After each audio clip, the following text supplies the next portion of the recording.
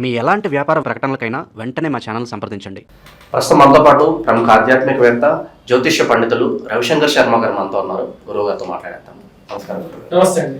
గురుగారు, ఇంకొద్ది రోజుల్లో 2026 ప్రారంభం అవబోతుంది. ప్రతి రాశి వాళ్ళు చూస్తూ ఉంటారు మాకు కొత్త సంవత్సరం ఎలా ఉండబోతుందనే కుతూహలం అందరికీ ఉంటుంది. సో మరి 2026లో రాజయోగం పట్టబోతున్న రాశులు అంటే బాగా మంచి పరిస్థితులు ఉండే రాశులేవి, కాస్త ఇబ్బందికర పరిస్థితులు ఉండే రాశులేవి, మరి అందరూ కూడా ఎటువంటి పరిహారాలు చేసుకోవాలి? తప్పకుండా ఈ రాబోతున్నటువంటి 2026లో బెస్ట్ పెర్ఫార్మింగ్ రాశులు అంటే బాగా పెర్ఫార్మ్ చేయబోతున్నటువంటి రాశులకి నేను ర్యాంకింగ్ కూడా ఇవ్వడం జరిగింది. ఆ ర్యాంకింగ్ ప్రకారంగానే చూద్దాం. గత సంవత్సరంలో అంటే 2025 ఇప్పుడు జరుగుతున్నటువంటి సంవత్సరంలో కొన్ని ఇబ్బంది పడిన వాళ్ళు ఎవరైతే ఉన్నారో వారి యొక్క జీవితంలో కొద్దిగా మార్పులు అనేది రాబోతున్నాయి. వాటిలో మెయిన్ గా ఫస్ట్ వచ్చేటప్పుడు వృశ్చిక రాశి వారు బెస్ట్ పెర్ఫార్మింగ్ రాశి అనమాట. అందుకని నేను ర్యాంకింగ్ నెంబర్ 1 అనేది ఇచ్చాను. ఎందుకంటే వృశ్చిక రాశి వారికి గురువు యోగకారకమైనటువంటి స్థితిలో రావడం, వివాహం జరగబోతున్నది. అదే విధంగా సంతాన ప్రాప్తి గురించి ప్రయత్నం చేస్తున్నటువంటి వారు, గృహ సంబంధితమైన వాహన సంబంధితమైనటువంటి యోగాల గురించి ప్రయత్నం చేస్తున్నటువంటి వారు, మరి అదే విధంగా వచ్చేటప్పటికి పిల్లలు బాగా చదువుకోవాలి, చదువుకోవడానికి కూడా గురువు యోగకారకుడు. వాటితో పాటు ఈ యొక్క సంవత్సరంలోనే వచ్చేటప్పటికి అర్ధాష్టమ స్థితిలో ఉన్నటువంటి రాహు కూడా తృతీయంలోకి మారబోతున్నాడు. అందువల్ల ఈ రాశి వారికి వచ్చేటప్పటికి ఫస్ట్ ర్యాంక్ అనేది ఇవ్వడం జరిగింది. అండ్ వీరు వచ్చేటప్పటికి బాగా పెర్ఫార్మ్ చేయబోతున్నారు. ఈ యొక్క 2026లో నెంబర్ 1 వీళ్ళే. రాజకీయంగా కూడా వీళ్ళే ఎదగబోతారు. మళ్ళీ కొన్ని కోల్పోయినటువంటి పరిస్థితుల నుంచి మళ్ళీ పుంజుకొని నెంబర్ 1 గా ఎదగడానికి కూడా వీరికి నెంబర్ 1 ఛాన్స్ ఉంది. దీని తర్వాత మనం చూసినట్టయితే సెకండ్ పొజిషన్ లో ధనస్సు రాశి ఉందన్నమాట. ధనస్సు రాశి వారికి ఏంటంటే సప్తమంలో గురు సంచారం జూన్ వరకు ఉంది. అదే విధంగా వచ్చినప్పటికీ డిసెంబర్ వరకు కూడా వచ్చినప్పటికీ రాహు తృతీయంలో బలంగా ఉన్నాడు. ఈ అర్ధాష్టమ శని ప్రభావం ఉన్నప్పటికీ కూడా 2 ప్లానెట్స్, మేజర్ ప్లానెట్స్ ఏవైతే ఉన్నాయో మంచి పొజిషన్ లో దాదాపు మోర్ దాన్ ఇయర్ ఉన్నాయి. అంటే 6 months కన్నా ఎక్కువగా కూడా రేపు జూన్ ఫస్ట్ వీక్ వరకు కూడా గురువు మంచి స్థానంలో ఉన్నాడు. పూర్తి దృష్టి 180 degrees లో ఉంటుంది. ఇది మంచి యోగాన్ని ఇవ్వబోతుంది. వీరికి వివాహ యోగం పునర్వివాహ యోగం అంటే కొంతమందికి మ్యారిటల్ డిస్టర్బెన్స్ అయినటువంటి వారికి కూడా మళ్ళీ వివాహం జరగడానికి, జీవితంలో మళ్ళీ ఛాన్స్ ఇవ్వడానికి కూడా ఇది ఉపయోగపడుతుంది. అదే విధంగా ధైర్యం, మనిషికి ఈ రోజుల్లో జీవితంలో అన్నిటికన్నా కావాల్సింది ఏంటి? ధైర్యం, సాహస, లక్ష్మి అని చెప్పి మన పెద్దలు చెప్తూ ఉంటారు. ఆ విధంగా మనం చూసినట్లయితే ఈ యొక్క సంవత్సరాల్లో ధనుస్సు రాశి ఈ యొక్క రాశి వారికి కూడా అనుకూలమైనటువంటి ధైర్యాన్ని ఇచ్చి జీవితాన్ని ముందుకు తీసుకెళ్లగలిగేటువంటి ఒక శక్తిని ఇవ్వగలిగినటువంటి వాడు ఈ యొక్క రాహు మంచి స్థానంలో ఉంటే ధైర్యాన్ని, ఎందుకంటే రాహు బాత్ శని బాత్ అంటారు అనమాట. అంటే ఇద్దరు బ్రదర్స్ లాంటి వాడు, ఇద్దరు ఇంచుమించు ఒకటే లాంటి ఫలితాలు ఇస్తారు. సో శని ఎప్పుడైతే బలవంతుడుగా ఉంటాడో అప్పుడు ఆటోమేటిక్ గా రాశి వారికి 2026 డిసెంబర్ వరకు కూడా ఎటువంటి ప్రాబ్లం అనేది లేదు. తర్వాత తులారాశి వారు ఈ సంవత్సరం బెస్ట్ పెర్ఫార్మింగ్. నెక్స్ట్ ఇయర్ కూడా శని బలవంతుడుగా ఉన్నాడు. అదే విధంగా గురువు కూడా జూన్ వరకు ఉంటున్నాడు. మరియు అదే విధంగా ఈ రాశిలో ఉండేటువంటి వారికి ఏంటంటే ఈ సంవత్సరంలో అంటే రాబోతున్నటువంటి తెలుగు నామ సంవత్సరం పరాభవ నామ సంవత్సరంలో గురువు వచ్చేటప్పటికి ఇప్పుడు నేను ఇందాక ఎప్పటి నుంచి చెప్తున్నా ఏంటంటే గురువు అతిచార స్థితి అని. ఈ యొక్క రాబోతున్నటువంటి 8 సంవత్సరాల్లో గురువు ఏ రాశిలోనూ ఒకే పొజిషన్ లో 2 పొజిషన్స్ లో ఉంటాడు. అంటే ఏంటి? ఒక సంవత్సరంలో 2 పొజిషన్స్ లో ఉంటూ ఉంటాడు. అంటే రాబోతున్నటువంటి సంవత్సరాల్లో గురువు ఎంటర్ అవబోయేది కర్కాటక రాశిలో ఉచ్చ స్థానంలోకి రాబోతున్నాడు. అక్కడి నుంచి ముందుకు వెళ్తాడు, మళ్ళీ వెనక్కి వస్తాడు. కాబట్టి ఆ విధంగా చూసుకుంటే తులారాశి వారికి రాబోతున్నటువంటి సంవత్సరంలో ఎటువంటి ఢోకా లేదు. కాబట్టి ఈ సంవత్సరం కూడా వారు బాగా పెర్ఫార్మ్ చేయబోతారు, ఉద్యోగ ప్రాప్తి పొందుతారు, అదే విధంగా ధైర్యాన్ని పొందుతారు. సుఖమైనటువంటి నిద్ర, ప్రశాంతమైనటువంటి జీవితం, కడుపు నిండా భోజనం, ఇవే జీవితంలో కావాల్సింది. వీటికన్నా మనం ఎక్కడికో పరిగెత్తి పోవాల్సినటువంటి అవసరం అయితే జీవితంలో లేదు నా ఉద్దేశాల్లో. జీవితం ప్రశాంతంగా ఉండాలి, సుఖ సంతోషాలతో ఉంటే అంతకన్నా ఇంకేం అవసరం అవుతుంది? సమయానికి నిద్ర లేచి సమయానికి ఇంట్లో పూజ చేసుకొని ఇంట్లో చేసుకోగలిగితే చాలు. ఈ రాశిలో ఉండేటువంటి వారికి సంతాన ప్రాప్తి కలగటానికి కూడా అనుకూలంగా ఉంది. ఇక రాబోతున్నటువంటి సంవత్సరం స్త్రీలకి సంతాన ప్రాప్తి, సంతానంలో ఎదుగుదల, వివాహ ప్రాప్తి కూడా ఈ తులారాశి వారికి ఈ సంవత్సరం 2026 అనేది అనుకూలంగా ఉంది. వీటితో పాటు కన్యా రాశి వారికి వచ్చినప్పటికి 2026లో 4th ర్యాంక్ ఇచ్చారు. 4th ర్యాంక్ లో చాలా అనుకూలమైనటువంటి సమయంగా చెప్పొచ్చు. ఎందుకంటే ఈ రాశిలో ఉండేటువంటి వారికి ఈ యొక్క ఎవరైతే గురువు ఉన్నాడో లాభస్థానంలో పూర్తి యోగకారకమైనటువంటి ఫలితాలు ఇవ్వబోతున్నాడు ఈ సంవత్సరం. చాలా యోగకారకమైనటువంటి ఫలితాలు, ముఖ్యంగా సంతాన ప్రాప్తితో పాటు బంధువులతో, స్నేహితులతో సయోధ్య, ఫైనాన్షియల్ సపోర్ట్, అనుకోకుండా వచ్చేటువంటి ధన ప్రాప్తి, అనుకోకుండా ఊహించకుండా వచ్చినటువంటి ప్రమోషన్స్, కొత్తగా మంచి మంచి ఉద్యోగ అవకాశాలు పొందడానికి కూడా అనుకూలంగా ఉంటుంది. అన్ని అవకాశాలు ఉన్నప్పటికీ కూడా ఈ యొక్క సంవత్సరం ఈ రాష్ట్రం ఉండేటువంటి వారికి జరుగుతున్నటువంటి శని సప్తమంలో సంచారం చేయటం అనేది కొంచెం మ్యారిటల్ ఇష్యూస్ కానీ, వర్క్ పరంగా కొంచెం స్ట్రెస్ కానీ, భయాందోళన కానీ ఇవన్నీ జరుగుతూ ఉంటాయి. కానీ ఇవన్నిటిని కూడా వారు ఎదిరించగలుగుతారు. ఎందుకంటే సష్టమంలో రాహు ఉన్నాడు కాబట్టి అది బలాన్ని ఇస్తుంది అన్నమాట. కాబట్టి ఈ రాశి వారు కూడా ఈ సంవత్సరం 2026 సంవత్సరంలో చాలా బెటర్ పెర్ఫార్మింగ్ పీపుల్ గానే మనం చెప్పచ్చు. నెక్స్ట్ మనం చూసుకున్నట్లయితే మిథున రాశి. మిథున రాశి అండర్ పెర్ఫార్మింగ్ గా ఉంది లాస్ట్ ఇయర్. దానికి కారణం వచ్చినప్పటికీ సాటర్న్ ఇంపాక్ట్ అన్నమాట. అంటే శని ప్రభావం, రాహు ప్రభావం వల్ల ఉంది.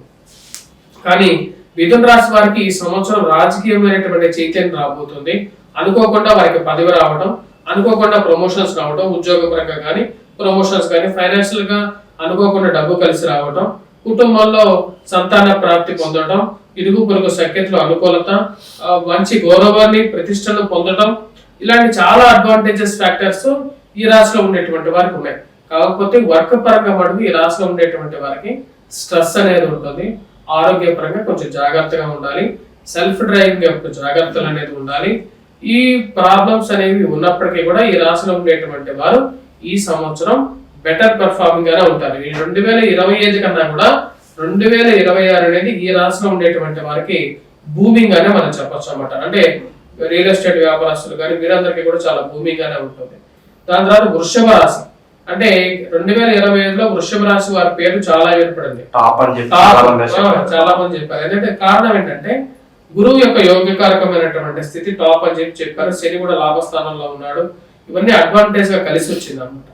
ఆ యొక్క స్థితిని ఈ సంవత్సరం కూడా ఈ రాష్ట్రంలో ఉండేటువంటి వారు చాలా వరకు కాపాడుకుంటారు.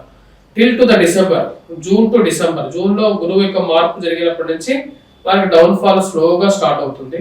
బట్ అంత డౌన్ ఫాల్ అవ్వదు. ఎందుకంటే శని యొక్క బలం చాలా బలం, పవర్ఫుల్ క్యాండిడేట్ అనమాట.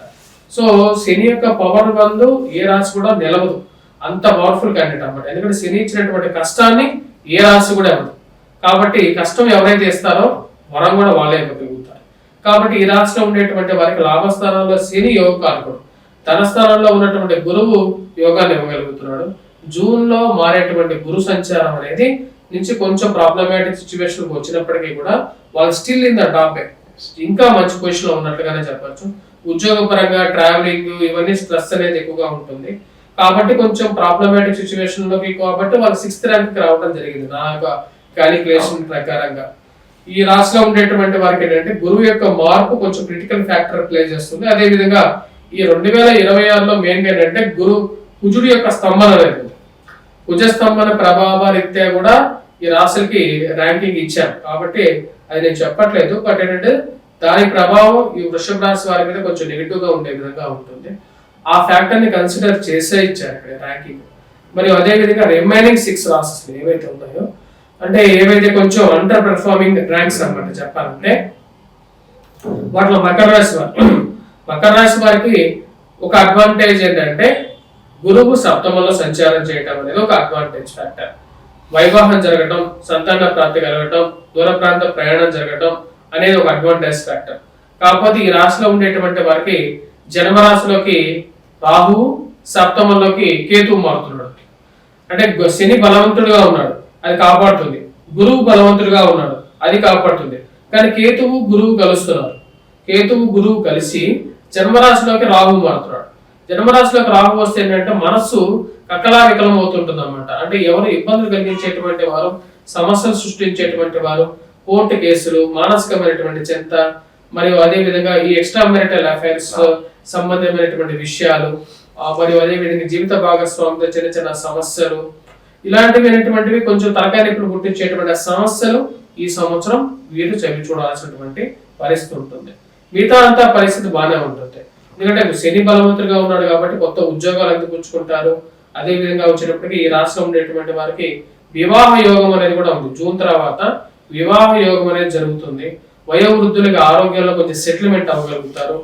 ఈ విధంగా బాగానే ఉంటుంది, కొత్త గృహం కట్టగలుగుతారు, ఇలాంటివన్నీ జరుగుతూ ఉంటాయి. ఇవన్నీ జరుగుతూ ఉంటాయి కానీ కొన్ని ఆర్థికమైనటువంటి సమస్యలు, కోర్టు వ్యవహార సమస్యలు, ఇవన్నీ తలకైన పుట్టించేటువంటి కొన్ని సమస్యలు అనమాట. వీటి నుంచి కూడా వీళ్ళు బయటకు రాగలుగుతారు. కాకపోతే కొన్ని ఇబ్బందులు కలిగించేటువంటి సమస్యలు ఎప్పుడు వస్తాయంటే డిసెంబర్ లో వస్తాయి.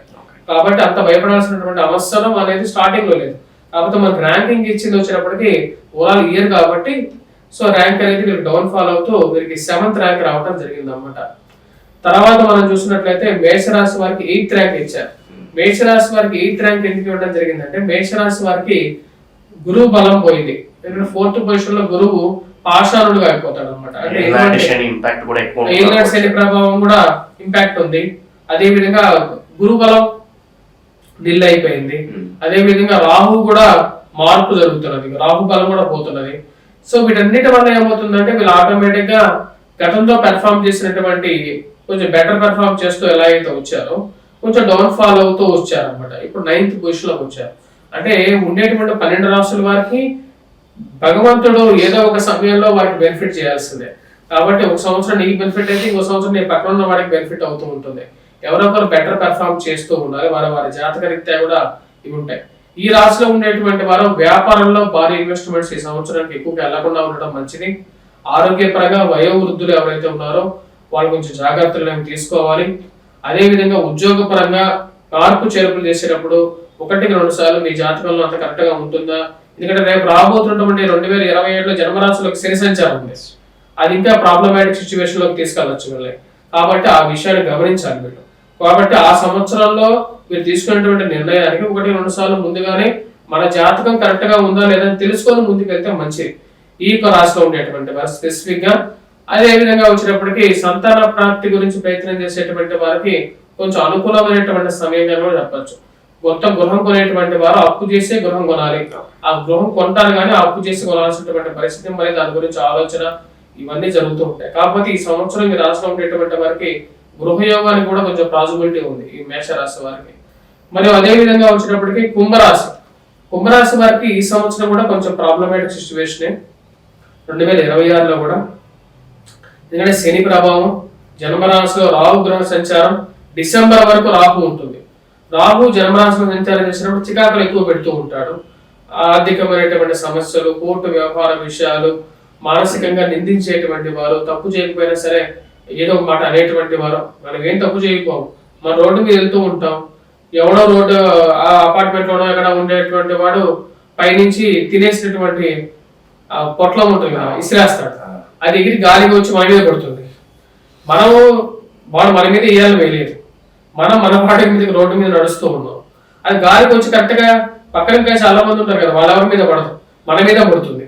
ఇలాంటి సమస్యలు అన్నమాట. ఇలాంటి సమస్యలకి మనం దూరంగా జరుగుతూ ఉన్నా సరే మళ్ళీ వెంటాడేటువంటి వారు మెయిన్ గా లేడీస్ లో అత్తమామల వీళ్ళు వెంటాడేటువంటి వారు కానీ, తోడి కోడళ్ళ సమస్యలు కానీ, మరియు అదే విధంగా బంధువర్గం నుంచి ఎంత మంచిగా చేసినా సరే, ఏ ఫంక్షన్కి వెళ్ళినా సరే నీ తప్పు లేకుండా నువ్వు ఎన్ని మంచి పనులు చేసినా సరే నేను ఆటుపోట్లు బణాలు వదిలేటువంటి వాళ్ళు ఎక్కువ అవుతూ ఉంటారు. వారి వల్ల సమస్యలు, ఈ రాహు అటువంటి సమస్యలను సృష్టించేటువంటి వాడు అనమాట. భార్యాభర్తల మధ్య కానీ లేకుండా ఉంటే ఈ బంధువుల చుట్టూ నుంచి మనకు సమస్యలు సృష్టించేటువంటి వాడు కానీ, మరియు మనకు అవసరం లేనటువంటి ఎప్పుడో మనం ఎక్కడ స్థలంగా ఉంటాం, అది వేరే వాడు ఆక్యుపై చేస్తాడు, మనకి ఆ సమస్యలకు లాగేస్తాడు రాహు. ఆ యొక్క పరిస్థితి అలాంటి గోచారాన్ని ఇస్తూ ఉంటుంది అనమాట. ఈ కుంభరాశి వారికి మెయిన్ గా వచ్చినప్పటికీ ఏలినాటి శని ప్రభావం, రాహుగ్రహ ప్రభావం. కానీ ఈ సంవత్సరం ఈ రాష్ట్రం ఉండేటువంటి వారికి సంతాన ప్రాప్తి, వ్యాపారంగా గతంతో పోల్చుకుంటే 2026తో పోల్చుకుంటే 2025తో పోల్చుకుంటే 2026 అనేది బ్లూమింగ్ పీరియడ్. అంటే కొంచెం బెటర్ పీరియడ్. ఉద్యోగ పరంగా కానీ, వ్యాపార పరంగా కానీ, ఎకానమీ డెవలప్ చేసుకోవడానికి కానీ వీటన్నిటి ప్రకారంగా వీరికి అనుకూలమైనటువంటి పీరియడ్ గానే చెప్పచ్చు ఈ సంవత్సరం అనేది. మరియు అదే విధంగా తర్వాత నేను అందుకని ఈ రాశిలో ఉండేటువంటి వారికి నేను ఇచ్చినటువంటి ర్యాంక్ 9th ర్యాంక్ ఇచ్చాను. తర్వాత కర్కాటక రాశి వారికి, కర్కాటక రాశికి ఏంటంటే కర్కాటక రాశి వారికి జన్మరాశిలోకి గురు సంచారం ఉంది. అదొక అడ్వాంటేజ్ పీరియడ్ అన్నమాట. గురు సంచారం జన్మరాశిలో జరగటం వల్ల వయోవృద్ధులకి ఆరోగ్యపరంగా బెటర్ రావటం, మరియు అదే విధంగా వివాహం జరగటం అనేది ఒక మంచి పరిణామంగా చెప్పచ్చు. కాకపోతే ఈ రాశిలో ఉండేటువంటి వారికి ఎందుకని మరి ఇంత డౌన్ ర్యాంక్ ఇచ్చారు, 10th ర్యాంక్ ఎందుకు ఇచ్చారు అంటే శని ప్రభావం. శని ఈ రాశిలో ఉండేటువంటి వారిని ఎక్కువగా వేధిస్తూ ఉన్నాడు అనమాట. మరియు అదే విధంగా రాహువు కూడా వచ్చినప్పటికీ సప్తమంలోకి ఈ రెండింగ్ లో రాబోతున్నాడు. అదే విధంగా శని యొక్క ప్రభావం కూడా బాగాలేదు. అదే విధంగా ఇందాక చెప్పినటువంటి కుజుడి యొక్క పరిస్థితి కూడా కరెక్ట్ గా వచ్చినప్పటికీ సింహరాశిలోనే కుజ స్తంభన జరుగుతున్నది ఈ సంవత్సరం. ఈ యొక్క ప్రభావాల రీత్యా వచ్చినప్పటికీ ఈ రాశిలో ఉండేటువంటి వారికి, కర్కాటక రాశి వారికి కొంచెం ప్రాబ్లమాటిక్ సిచ్యువేషన్స్ అనేది రాబోతున్నాయి. ముఖ్యంగా వైవాహిక జీవితంలోనూ ఈ రాహు యొక్క ప్రభావ రీత్యా వచ్చినప్పటికీ అత్త కోడళ్ళు అదే విధంగా వచ్చినప్పటికీ వారి మధ్య చిన్న చిన్న వైషమ్యాలుగా పెరగడానికి, అదే విధంగా వచ్చి ఇంట్లో బంధువుల మధ్య మనం ఎంత మంచిగా చేసినా సరే మనం ఆటుపోట్లు ఎదుర్కోవడానికి కారకంగా ఉండడం, మనకి ఎటువంటి సమస్యల్లో మనం ఇన్వాల్వ్ అవ్వకుండా మనం ఎలాంటి జీవితం అనేది ముళ్ళ పొదల మధ్యలో మనం నడుస్తున్నట్లు ఉంటుంది జీవితం అనేది. మనం వేసుకున్నటువంటి బట్టలు ఏ ముళ్ళ పదకి ఏ ముళ్ళుకి చెక్కకుండా ముందు వెళ్ళాలని చెప్పి చాలా జాగ్రత్తగా వెళ్తాం. కానీ ఎక్కడి నుంచో ఎక్కడో మనకు తెలియకుండానే ఆ ముళ్ళ పదలో ఏదో ఒక ముళ్ళు మన యొక్క చీరకో లేకపోతే మనం వేసుకున్న డ్రెస్కో తగ్గుతుంది. దానివల్ల మనకు ఎంత జాగ్రత్తగా వెళ్ళాలనుకున్నా సరే దాని నుంచి విడిపించుకొని జాగ్రత్తగా వెళ్ళడానికి మనం ప్రయత్నం చేయాలి. ప్రతి ఒక్క మనిషి జీవితంలో కొన్ని కష్ట సమస్యలు అనేవి ఎదురవుతూ ఉంటాయి. మనం ఆఫీసులో వేధింపులు, మనం కరెక్ట్గా పనిచేస్తున్నా సరే కరెక్ట్గా ఎందుకు పని చేస్తున్నావు అనే వేధింపులు కొంచెం ఎక్కువ మంది ఉంటాయి. నువ్వు కరెక్ట్గా పని చేయకపోతే వేధింపులు పడటం ఒక రకం, కరెక్ట్గా పని చేస్తే వేధింపులు అవ్వటం అనేది ఇంకొక రకం అనమాట. నువ్వు మంచిగా నీతి నిజాయితీగా ఉంటే నేను వేధించేటువంటి సమాజం ఇది. అలాంటి సమాజంలో కర్కాటక రాశి అంటేనే వచ్చేటప్పటికి జనరల్ గా ఓపెన్ మైండెడ్ పీపుల్ అని చెప్పి అర్థం. అంటే చంద్రుడు ఎలాగైతే ఏ గ్రహంతో ఉండేటువంటి 9 గ్రహాలతో ఈ యొక్క చంద్రుడికి వైషమ్యం లేదు, అన్ని గ్రహాలతో కలుస్తూ ఉంటాడు అన్నమాట. అలాంటి కలగా పలుకంగా అందరూ కలుపుకొని పోయి జీవితంలో ఉండేటువంటి ఒక మనస్తత్వం ఉంటుంది వీరికి. వారికి ఎప్పుడైతే ఈ సమస్యలన్నీ ఎదురవుతూ ఉంటాయో వారు మెంటల్ గా డిస్టర్బ్ అవుతూ ఉంటారు. ఎందుకంటే చంద్రుడి యొక్క ప్రతిరూపం కాబట్టి వారి మనస్సు మీద ఎక్కువగా ప్రభావం చూపిస్తూ ఉంటారు ఇలాంటి జనాలు. వారందరితో ఈ సంవత్సరం కూడా కొంచెం వేధింపులు అనేవి తగ్గుతాయి, కానీ కొంచెం జాగ్రత్తగా కూడా ఉండాలి వారితో. ముఖ్యంగా ఈ ప్రేమ వ్యవహారాలు, ఈ రిలేషన్షిప్స్ చాలా ప్రాబ్లమాటిక్ గా మారుతాయి కాబట్టి జాగ్రత్తగా ఉండటం, సమాజంలో గౌరవాన్ని కాపాడుకోవడం అనేది ముఖ్యం. తర్వాత వచ్చేటప్పటికి సింహరాశి వారికి ఈ సంవత్సరం డిసెంబర్ వరకు కూడా రాహు కేతువులు జన్మరాశిలో సంచారం చేస్తున్నాయి. రాహు కేతువు జన్మరాశిలో, సప్తమంలో రాహువు, అష్టమంలో శని ప్రభావం. అష్టమ శని ప్రభావం వల్ల ఫైనాన్షియల్ ఇష్యూస్, అదే విధంగా వచ్చినప్పటికీ ఇరుగు పొరుగు సఖ్యతలు ఉండదు. ఎవరు మనం మంచిగానే వాడికి వెళ్ళి బాబు ఇక్కడ లేచి పక్కన కూర్చోమంటే నన్ను లేవమంటావా అని చెప్పి వాడు మనతో తగాడతాడు. వాడికి తెలియదు పైనుంచి నీళ్లు పడుతున్నాయని చెప్పేసి. మనం లేచి అక్కడ నీళ్లు పడుతున్నాయి పక్కన లేచి కూర్చోమంటావు, నన్ను ఎందుకు లేవమంటున్నావు అని చెప్పేసి మనం తిట్టేటువంటి వారు. ఇలాంటి జనాలు సమాజంలో ఎక్కువ ఉన్నారు. అంటే మనిషి కనీసం 10 నిమిషాలు ఆలోచించి మాట్లాడేటువంటి యోగ్యత కూడా లేదు, ఆ పేషెన్సీ లేదు, ఆ టెంపర్నెస్ ఎక్కువ. ఆ టెంపర్నెస్ ఎక్కువ అవటం వల్ల ఏమవుతుందంటే గొడవలు ఎక్కువ అవుతాయి. అలాంటి ప్రభావాన్ని ఈ సంవత్సరం కూడా మీరు పొందుతారు. అంటే 10 మందికి సహాయం చేసే వారి నుంచి థ్యాంక్స్ కూడా ఎక్స్పెక్ట్ చేయకుండా ఉండేటువంటి పరిస్థితి. మరియు అదే విధంగా ఈ రాశిలో ఉండేటువంటి వారికి కొంచెం బెటర్ ఏంటంటే టిల్ జూన్ వరకు అన్నమాట. అంటే విద్యార్థులకు కొంచెం బెటర్ ఎడ్యుకేషన్ కానీ లేకపోతే గృహం కొనుక్కోవడం కానీ ఇలాంటివి కొన్ని బెటర్మెంట్ జరుగుతూ ఉంటాయి. కానీ అష్టమ శని ప్రభావం అయితే ఆరోగ్యపరంగా వయోవృద్ధులు కూడా జాగ్రత్తలు తీసుకోవాలి. ఆరోగ్యపరంగా కానీ సర్జరీస్ విషయంలో కానీ అనుకోకుండా ఉంచేటువంటి రుగ్మతలు విషయాల్లో జాగ్రత్త పరచుకుంటూ ముందుకు వెళ్ళాలి జీవితం. తర్వాత చివరిగా వచ్చేటప్పటికి అన్నిటికన్నా లాస్ట్ ర్యాంక్ మీనరాశి వారికి ఈ సంవత్సరం కూడా బాగాలేదు. మెయిన్ గా బాగాలేంది జన్మరాశిలో శని సంచారం, మెయిన్ గా చనిపోతారనేటువంటి భయం, మరియు అదే ఎవరన్నా ఏదైనా చేస్తారేమో అనేటువంటి భయం, ఉద్యోగపరంగా కొన్ని ఇబ్బందికరమైనటువంటి క్షణాలు, పితృవియోగం జరగడానికి గల కారకం. అదే విధంగా వచ్చినప్పటికీ మనం మంచి చేసినా సరే చెడు చేసేటువంటి వారు, దాంపత్య జీవితంలో కొన్ని సమస్యలు, మరియు అదే విధంగా చీకు చికాకులు. మనం ఎంత మంచుకున్నా సరే చీకు చికాకులు అనేవి సమస్యలు మనల్ని ప్రతినిత్యం పరీక్షించేటువంటి వారు. అంటే మీరు కరెక్ట్ గా చేస్తున్నాడా అని చెప్పి పరీక్షించేటువంటి వారు. పక్కన నిద్రపోతున్నా పర్వాలేదు, వీడు మటుకు ఎప్పుడు 24 గంటలు వీడు నిద్రపోకూడదు, వీడు పనిచేస్తూనే ఉండాలి. పక్కనోడు ఎక్కడ ఆడుకుంటున్నా వాడిని ఎవరు పట్టించుకోరు. కానీ వీడి మీద మటుకు పూర్తి కాన్సన్ట్రేట్ తో వీడిని వేధించేటువంటి వారు. అంటే మనుషుల యొక్క నేచర్ అన్నమాట. గ్రహాలు వాడి మీద ఆ విధంగా ప్రభావం చూపిస్తాయి. అక్కడ మేనేజర్కి ఏదో కావాలి, మేనేజర్కి తెలుసు వీడు బాగా పనిచేస్తాడు అని చెప్పేసి పక్కన వాడికి వర్క్ ఇచ్చినా వాడు చేయడు, కాబట్టి వీడిని వెంటాడటం. ఆ విధంగా ఇప్పుడు వచ్చేటప్పటికి వీళ్ళని వెంటాడి వీళ్ళ మనసును దెబ్బతీసేటువంటి వారు కొంతమంది తయారవుతారు. ఈ రాశిలో ఉండేటువంటి వారికి కొంచెం బెటర్ అడ్వాంటేజ్ ఈ సంవత్సరం జూన్లో అవుతుంది. 2026 జూన్ తర్వాత కొంచెం బెటర్గా అవుతుంది.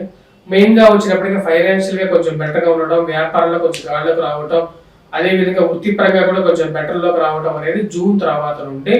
మళ్ళీ గురువు ఎప్పుడైతే పంచమంలోకి ఉచ్చ స్థానంలోకి వెళ్తాడో ఈ రాశిలో ఉండేటువంటి వారు వ్యాపార పరంగా కొంచెం అనుకూలంగా ఉంటుంది. ఉద్యోగ పరంగా కూడా 10 రూపాయలు చూడగలుగుతారు.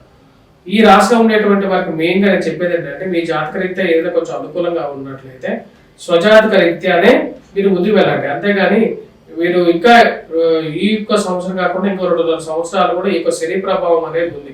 కాబట్టి శని ప్రభావం ఎక్కువగా ఉన్నప్పుడు నిర్ణయాలు తీసుకునేటువంటి సమయంలో జాగ్రత్తగా సమర్థవంతుడైనటువంటి జ్యోతిష్యుడు ఎవరైనా సరే, మీ దగ్గరలో ఉన్నటువంటి జ్యోతిష్యుడు అయినా సరే, లేకపోతే ఎవరైనా సంప్రదించేసేసి మీరు ముందుకు వెళ్ళడం అనేది ఉత్తమమైనటువంటి నిర్ణయం. వైవాహిక జీవితంలో కూడా వివాహం చేయాలనుకున్నటువంటి వారు కూడా నిర్ణయాలు తీసుకునేటప్పుడు స్వజాతకాన్ని కన్సిడర్ చేసుకుని నిర్ణయం తీసుకోవడం అనేది యోగికారకమైనటువంటి ఫలితాన్ని అనేది ఇవ్వగలుగుతుంది. గురుగారు కాస్త ఇబ్బందికర రాశులు కొన్ని చూసాం, వాళ్ళ పరిస్థితి అంత బాగాలేదు. మరి కామన్ గా 2026లో మంచి పరిహారాలు అంటే ఏం చెప్తారు? ప్రధాన గ్రహాల ప్రాధాన్యత తీసుకుని మెయిన్ గా కొన్ని రాశులకి కామన్ గా చెప్తాను నేను. మెయిన్ గా వచ్చేటప్పటికి ధనుసు రాశి వారికి, మరియు అదే విధంగా వచ్చేటప్పటికి సింహరాశి వారికి, మరియు అదే విధంగా వచ్చేటప్పటికి కుంభరాశి, మీనరాశి, మేషరాశి వారు. ఈ 5 రాశుల వారు మెయిన్ గా వచ్చేటప్పటికి అంటే ధనుసు రాశికి అర్ధాష్టమం, అదే విధంగా సింహరాశికి అష్టమ శని ప్రభావం, కుంభం, మీనం, మేషానికి ఏళ్ళనాటి శని ప్రభావం. వీరందరూ కూడా వచ్చేటప్పటికి వెంకటేశ్వర స్వామి దేవాలయ దర్శనం చేయడం. మీ ఇంట్లో ఇప్పుడు తుక్కు ఇనుము పెట్టుకోవద్దు. తుక్కు ఇనుము అనేది శని ప్రభావం అన్నమాట. తుక్కు ఇనుము ఏదైనా ఉన్నా సరే దేవాలయాల్లో దానం ఇచ్చేసేసేయండి. అదే విధంగా వచ్చేటప్పటికి శనికి తైలాభిషేకం చేయడం, శని ముందు దీపారాధన చేయడం, శనివారం పూట శని హోర సమయంలో. మరియు అదే విధంగా నల్లటి వస్త్రాన్ని ఏదైతే ఉంటుందో ఆ నల్లటి వస్త్రాన్ని ఎవరికైనా సరే దానం ఇవ్వచ్చు. అదే విధంగా మీరు ఎవరికైనా సరే ఏదైనా ఇవ్వాలనుకున్నా సరే, అంటే ఎవరైనా బెచ్చగాళ్ళకి కానీ ఏదైనా దానం ఇవ్వాలంటే అది కూడా ఇవ్వచ్చు అన్నమాట. బెచ్చగాళ్ళకి కానీ దానం ఇవ్వచ్చు. ఎవరికైనా అన్నదానం చేయాలనుకున్నా సరే అన్నదానం కూడా చేసేసి శనివారం పూట మీ పేరు మీద దానం చేయడం కూడా మంచిది. మనం ఎప్పుడైనా సరే దానం చేస్తే ఏమవుతుంది అంటే, మనం సంపాదించేటువంటిది ఏంటి? యాక్చువల్గా సమాజంలో పుణ్యం సంపాదిస్తాం, పాపాన్ని సంపాదిస్తాం. ఎప్పుడైతే మనం దానం చేస్తే ఈ యొక్క దానం ద్వారా మన దగ్గర ఉన్నటువంటి పాప పుణ్యాన్ని కూడా వేరే వాళ్ళకి పనిచేస్తున్నాం. మనకు అనుభవించేటువంటి కర్మ ఫలితం అనేది వచ్చేటప్పటికి దానికి మూల బిందువు ఎక్కడది? సొసైటీ నుంచి, ఇరుగు పొరుగు సఖ్య వాళ్ళ నుంచే మనకు వస్తుంటుంది అన్నమాట. పాపం పుణ్యం అనేది వాళ్ళే ఇస్తారు. ఆ పాపం పుణ్యాన్ని తీసుకొని వాళ్ళకి పంచినప్పుడు మన దగ్గర ఉన్నటువంటి ఈ కష్టాలు కూడా వాళ్ళు పంచుకుంటారు. అప్పుడు మనకి ఈ ప్రభావం అనేది కొంచెం తగ్గుతుంది. అదే విధంగా ఈ యొక్క శోకతృప్త హృదయం, అదే విధంగా ఈ యొక్క హెల్త్ పరంగా కూడా కొంచెం జాగ్రత్తలు అనేవి తీసుకోవాలి. మరియు అదే విధంగా ఇంకా కొన్ని రాశులకి మెయిన్గా చెప్పాలంటే మకర రాశి వారికి, అదే విధంగా సింహరాశి వారికి, వాటితో పాటు చెప్పాలంటే కర్కాటక రాశి వారికి, కర్కాటక రాశి వారితో పాటు ఈ యొక్క కుంభరాశి వారికి కూడా రాహు యొక్క ప్రభావం అనేది కూడా ఉందన్నమాట. ఈ రాహుకేతువుల యొక్క ప్రభావం ఉన్నట్లయితే, ఎప్పుడైతే జన్మరాశిలో సప్తమంలో సంచారం చేస్తున్నటువంటి రాహుకేతువుల ప్రభావం రీత్యా ఈ యొక్క ఇరుగు అంటే ఎవరైతే దగ్గరలో ఉండేటువంటి బంధువులతో అనవసరమైనటువంటి గొడవలు, చేయనటువంటి నీలాప నిందలు, అదే విధంగా అత్తమామలు, లేకుండా ఉండే బంధువులు, తోడికోడళ్ళు, వీళ్ళందరితో కూడా అనవసరమైనటువంటి గొడవలు అవుతూ ఉంటాయి. వీరందరికీ వచ్చినప్పటికీ మెయిన్ గా దుర్గా అమ్మవారు అధిష్టాన దేవత. ఎవరికి? రాహుకి అధిష్టాన దేవత కనకదుర్గా అమ్మవారు. అమ్మవారు మీరు ₹1 పెట్టుకొని ఆ రూపాయి మీద కుంకుమార్చన చేసుకోండి. కుంకుమార్చన చేసి, కుంకుమార్చన ఎంత అవుతుంది? ఒక ₹50 అయితే కుంకుమార్చన చదువుతారు, గుడిలో తీసుకోవచ్చు. ఆ కుంకుమను తీసుకొని వచ్చేటప్పటికి మనం ప్రతిరోజు పెట్టుకోండి. కుంకుమార్చన చేసుకున్నట్లయితే కొంచెం బెటర్ గా రిలీఫ్ ఉంటుంది. వెడ్నెస్డేస్ రెడ్ కలర్ డ్రెస్ వేసుకోండి. అదే విధంగా సమస్య ఇంకా ఎక్కువైతే, సమస్య ఇంకా పెరుగుతూ ఉండేటప్పటికి అప్పుడు నరసింహస్వామిని పూజించాలి. నరసింహస్వామి వ్రతాన్ని చేయండి. ఎందుకంటే స్వామి మిగతా దేవుళ్ళందరూ కూడా భూమి మీద, అదే విధంగా ఆకాశం మధ్యలో ఉంటారు. కానీ నరసింహస్వామి ఏంటంటే మధ్యలో, హిరణ్యకశ్యపుని చంపినప్పుడు ఆకాశానికి మధ్యలో ఉంచుంటాడు అనమాట. అంటే ఎంత కష్టమైనటువంటి సమస్య అయినా సరే అది తగ్గించగలిగినటువంటి వాడు నరసింహస్వామి అన్నమాట. అంత పవర్ఫుల్ దేవుడు అన్నమాట స్వామివారు. ఎందుకంటే అటు ఉగ్ర రూపంలో ఉంటారు, అదే విధంగా ఇటు మనిషికి అటు వచ్చేటప్పటికి సింహానికి మధ్యస్థంగా ఉన్నటువంటి రూపం కాబట్టి కష్టసాధ్యమైనటువంటి కోరికలు, కష్టసాధ్యమైనటువంటి సమస్యలు ఉన్నప్పుడు నరసింహస్వామిని పూజించాలి, లేదంటే కనకదుర్గ అమ్మవారిని పూజించాలి. అమ్మవారికి మనసులో పూర్తిగా వేడుకోండి. రెడ్ కలర్ డ్రెస్ మీరు ఎవరికైనా సరే దానం ఇవ్వాలనుకుంటే మంగళవారం పూట, లేకపోతే ఎవరైనా భవానీ దీక్షలు వేసుకుంటూ ఉంటారు, ఆ భవానీ దీక్షలు వేసుకున్నటువంటి వారికి మీ డబ్బులతో మీరు కొనివ్వండి. ఒక డ్రెస్ కొనివ్వండి, లేకపోతే 10 మందికి డ్రెస్ కొనివ్వండి. ధర్మో రక్షిత రక్షిత అని చెప్పారు శాస్త్రంలో. ధర్మాన్ని కాపాడడానికి మన డబ్బు ఉంది. యాక్చువల్గా చెప్పాలంటే శాస్త్రంలో ఏం చెప్పింది, మన డబ్బు ఎంతవరకు సంపాదించాలి, మన చెప్పుల సైజ్ ఎంత ఉందో అంతవరకు డబ్బులు ఉండాలి. అంతేకాదు అందుకని చిన్నగా ఉన్నా మనకి సరిపోవు, చెప్పులు చిన్నగా ఉన్నా సరిపోతాయా, అంతకన్నా పెద్దగా ఉన్నా సరిపోతాయా, వేసుకుని కింద పడిపోతాం కదా మనం. కాబట్టి మన డబ్బులు ఎప్పుడైనా సరే ఎంత ఉండాలి అంటే మన కాళ్ళ చెప్పులు ఎంత ఉన్నాయో అంతే ఉండాలి. అంతకన్నా ఎక్కువ ఉండకూడదు, తక్కువ ఉండకూడదు. ఆ డబ్బు ఎక్కువగా ఉన్నా సరే అది మనం వీలైతే మన పక్కన ఉన్నటువంటి ఎవరైతే ఇటువంటి కార్యక్రమాల్లో, ధర్మ కార్యక్రమాల్లో పాల్గొంటే ఆ పేరు ప్రఖ్యాతులు పుణ్యం అనేది మనకే కలుగుతుంది. అది మన పేరు కూడా మనకి రావడం అనేది జీవితంలో ఉపయోగపడుతుంది. ఇంకోటి ఏంటంటే కేతు యొక్క ప్రభావాన్ని తగ్గించుకోవడానికి ముఖ్యంగా ధూమ్రా గణపతిని పూజించాలి. ఎందుకంటే కలియుగంలో వినాయకుడు భూమండలం మీద ఉండేది ధూమ్రా గణపతి రూపంలో ఉంటాడు. అంటే వినాయకుడికి మనం ఏమి ఇవ్వగలుగుతాము, వినాయకుడు ఎన్నో గుండ్రాళ్ళు నివేదన చేయొచ్చు. అదే విధంగా వచ్చేటప్పటికి స్వామి వారికి గరిక అనేది చాలా ప్రీతికరమైనటువంటి గరిక. ఈ గరికని స్వామివారికి ఎవరు ఇచ్చారంటే మొట్టమొదటిసారిగా ఇచ్చింది వచ్చేటప్పటికి వృషభం ఇచ్చింది అనమాట. ఎవరు అంటే మనకు వచ్చేటప్పటికి నంది వచ్చేటప్పటికి మనకు స్వామివారికి, అంటే నంది శివుడి దగ్గర ఉండేటువంటి నంది ఒకానొక రోజు శివుణ్ణి అమ్మవారి యొక్క కోపానికి గురవుతుంది అనమాట. అంటే అమ్మవారు చెప్పినటువంటి పని సరైనటువంటి విధంగా చేయనటువంటి సమయంలో అమ్మవారు అంటుంది అనమాట, నేను చెప్పినటువంటి పనిని నువ్వు సరిగ్గా చేయట్లేదు, నేను పోయి రమ్మని చెప్పినటువంటి ప్రదేశానికి వెళ్ళి చూడమన్నప్పుడు వినాయకుడిని చూసి రాలేదు, ఎక్కడున్నాడో నాకు చెప్పలేదు అన్నప్పుడు అక్కడ ఏముంటుందంటే నంది, సరే నేను కైలాసం అయితే వదిలి వెళ్ళలేను కాబట్టి నాకు ఇంకో ఏదైనా శిక్ష ఇవ్వండి అని అంటుంది అనమాట. అప్పుడు అమ్మవారు చెప్తుంది, పార్వతీదేవి ఏమని చెప్తుంది అంటే, సరే నీకు చాలా ప్రీతికరమైనటువంటిది ఏది అని అంటుంది. అంటే ఎక్కువగా నంది తినేది ఏమిటిది ఏంటి, గ్రాసం. అంటే ఆ గ్రాసాన్ని నువ్వు వినాయకుడికి సమర్పించేసేసాయి, అట్లయితేనే నీకు ఇస్తా ఉంటాను. మొదటిసారిగా ఇచ్చింది ఎవరు, నంది ఇచ్చింది. కాబట్టి ప్రమద గణాల్లో వినాయకుడికి పూజించింది గ్రాసంతోనే పూజించారు.